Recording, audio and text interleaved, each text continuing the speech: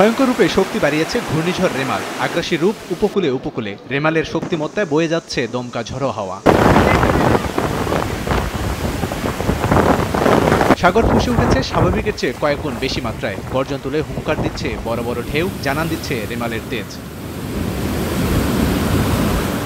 বাংলাদেশের উপকূলে বাতাসের প্রবল গতিবেগে লন্ডভন্ড পরিস্থিতি তৈরি হয়েছে উপকূলীয় এলাকাগুলোতে। ভারী থেকে অতি ভারী বৃষ্টিতে নাস্তানুবাদ অবস্থা। আগের যে অবস্থা, আগের থেকে প্রায় 2 থেকে 2.5 ফুট পানি বৃদ্ধি পেয়েছে। ঠিক আছে, বর্তমান পরিস্থিতি খুবই ভয়াবহ। ঝড় বৃষ্টি বাতাস এত পরিমাণ বাড়তেছে।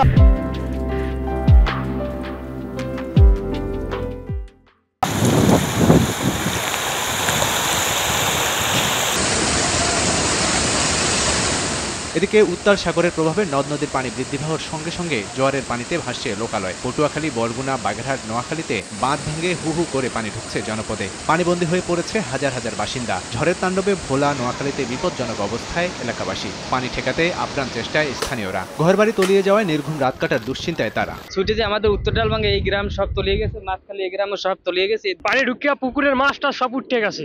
দিনের জোয়ারই আমরা গেছে ভাঙ্গি চুরিয়া, রাইতের জোয়ারে তো আমাকে ভয় করতে আছে।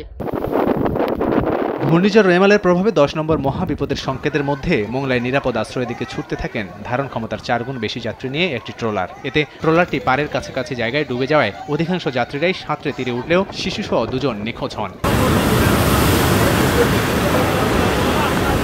মূল আঘাত করার সময় কেন্দ্রবিন্দু আরও আগ্রাসী রূপ নিতে পারে রেমালের। 18টি জেলায় থাকবে দাপটের মাত্রা। অতিক্রমের সময় 8 থেকে 10 ফুট জলোচ্ছ্বাস হতে পারে। সেই সঙ্গে অতি ভারী বৃষ্টিতে 5 জেলায় ভূমিধসের শঙ্কার কথাও জানিয়েছে আবহাওয়া দপ্তর। রাবিব হাসান, সময় সংবাদ।